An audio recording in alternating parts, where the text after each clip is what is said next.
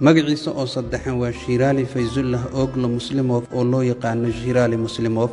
haddaba waa kuma Shirali Muslimov. Shirali Fayzullah Oglo Muslimov waxa uu ahaa nin ku dhashay tuulada Barzafo oo ku taala gobolka Buuraleyda ah ee Layrik ee bariga dalka Azerbaijan.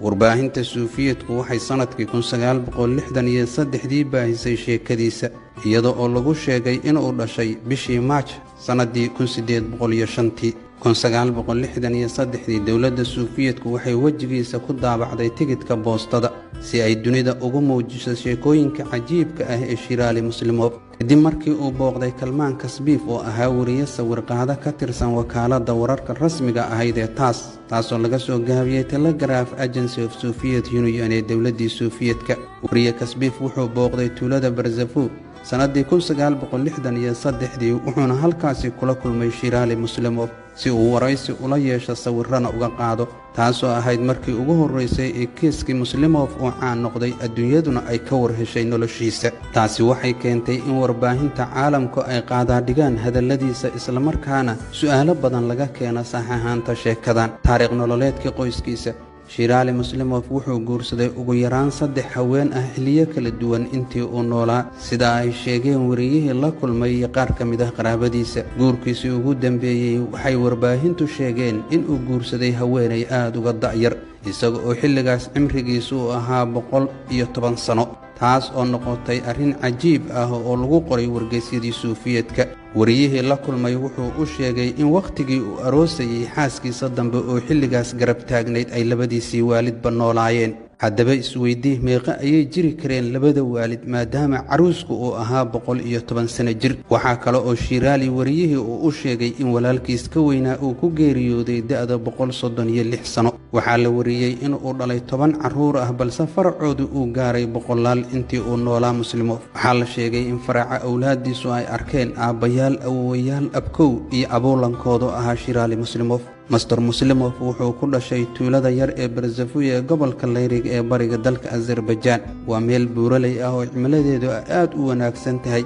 waa dhul caan ku ah beeralayda iyo xoolo dhaqatada, noloshiisuna ay tahay mid xasiloon. waxaa la sheegay in Shirali Muslimov uu isla halkaas ku geeriyooday bartamihii bishii Sebteembar sanadii 1973 isagoo da'diisu tahay 168 sano. waxay sheegeen wariyayaashu in tuulada Barzafo uu ku beeran jiray dalagga noocyadiisa kala duwan, xoolahana uu ku dhaqan jiray. waxaa sidoo kale la xusay in cuntadiisu ay ahayd waxyaabaha dabiiciga ah sida caanaha xoolaha, gaar ahaan ariga, bariiska, cuntooyinka diirkale iyo khudaarta beerihiisa ka soo go'i jirtay kuwaasoo inta badan uu gacantiisa ku beeri jiray. sidoo kale wuxuu isticmaali jiray sida la sheegay malabka shinnida ee dabiiciga ah, hilib aan badnayn iyo yoogarta noocyadeeda kala duwan. waxay noloshiisu ahayd mid xasiloon islamarkaana ka maran cadaadiska noocyadiisa kala duwan ama waxaa loo yaqaanay stresska ama walbahaarka. waxay ku dhisnayd noloshiisa oo dhan firfircooni iyo dhaqdhaqaaq joogto ah, hurdo habeenkii, waqti fiican la seexdo, iyo xiriirka bulshada uu ku dhex noolaa uu la lahaayo ahaa mid xooggan, sida laga soo xigtay wariye Kasbiif oo la kulmay. taas oo cilmi baarayaashu ay aaminsan yihiin inay ka caawisay caafimaadka waaray ee waayeelkan muslimka ah ee waaye joogga ahaa cibaadadana ku barbaaray. si kastaba ha ahaatee, cilmi baarayaal badan ayaa ka shakiyey da'diisa maadaama aan lahayn wax diiwaano dhalasho rasmi ah oo laga helay xilligii uu dhashay.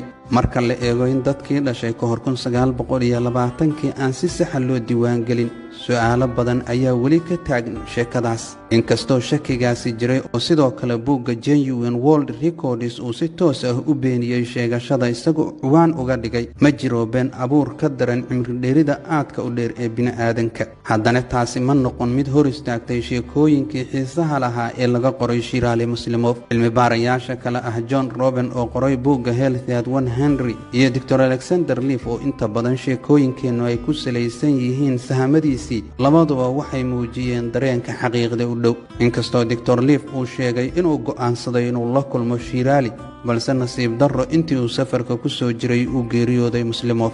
haddaba daawadayaal, dulucda sheekadeennu ma ahan in aan gaarno cimri dheer oo gaaraya 160 sano, balse waa in muddada yar ee aan dunida joogno aan ku noolaanno nolol caafimaad leh, xaqiiqo ah, kana fog mal awaal. qodobka ugu weyn ee naga khuseeya sheekooyinkii Shiraali Muslimow ma ahan oo kaliya da'diisa boqolka iyo dheeraadka sana ahayd, balse waa firfircoonidii iyo caafimaadkii oo xambaarsanaa isagoo xitaa da ahaan ka weynaa 100 sano haddana si firfircoon u noolaa. taasina waa sababta sheekadii Muslimow ka dhigtay mid ay isku si u xiiseeyaan cilmi baarayaasha caafimaadka warbaahinta caalamiga ee dadweynaha dunida. markaana su'aashu waxay tahay, waa maxay sirta caafimaadka? maxay yihiin fariimaha caafimaadka ee maalin walba dhagaheenna ay ku dhibciyaan khubarada caafimaadka dalkeenna iyo kuwa dunida kale, balse inta badan bulshadeennu aysan u hoggaansamin, taas oo natiijadeedu noqotay in bulshadeennu ay la daalaadhacaan cudurro aan ilaa maanta daawo loo helin, kuna faafaya sababa laga hortegi karo. si aan u gaarno caafimaad waara, cilmi baarisyo badan ayaa muujinaya in ay jiraan qodobo saldhig u ah caafimaadka qofka, kuwaasoo haddii si dhab ah loo qaato nolosheenna bedeli kara. kan ugu horreeya ee cilmi baarayaasha caafimaadku ay aaminsan yihiin waa cunto dabiici ah oo aan la warshadayn. in qofku cuntooyinkiisa ku saleeyo dalagyada dabiiciga ah ee ay soo saaraan beeralayda gudaha, cunto aan isbeddel lagu samayn, warshadana aan soo marin, islamarkaana ka badqabta sunta lagu kaydiyo cuntooyinka si cimrigooda loo dheereeyo, ama midda lagu qurxiyo cuntooyinka si dhadhankooda loo wanaajiyo. waxaa la xaqiijiyey in noocaas cunto ay tahay furaha ugu weyn ee ka hortaga cudurrada halista ah. waxaa ka mid ah cuntooyinkaas qamadiga, masagada, galleyda, salbukada iyo dhammaan cuntooyinka diir kale. waxaa sidoo kale la aaminsan yahay in bariiska brownka ah ama bunka uu ka qayb qaata caafimaadka qofka. qodobka labaad, dhaqdhaqaaq joogto ah. jirkaaga oo hela dhaqdhaqaaq joogto ah sida socodka maalinlaha ah, dabaasha, orodka, jirdhiska iyo jimicsiga jiimka wuxuu yareeyaa halista cudurrada sida dhiigkarka, macaanka, kolestaroolka iyo wadne xanuunka, kuwaas oo loo yaqaano cudurrada dilaaga ah, waana kuwa ay maantay in badan oo bulshadeenna ka mid ah ay la ildaran yihiin. qodobka saddexaad, xiriirka bulshada oo dhiirageliya nolosha. inaad la falgasho bulshadaada, la sheekaysato, la shaqayso, la qosashid, la qaybsato dareenka iyo waayo aragnimadaada waxay tilmaameen daraasado la sameeyey in ay qayb weyn ka qaataan caafimaadka qofka. sida oo kale kelinimada, go'doominta iyo gaar u noolaanshaha waxay sheegeen cilmi baarayaasha caafimaadku inay hooy u tahay cudurro badan oo maskaxda iyo jirka bini'aadanka saameeya.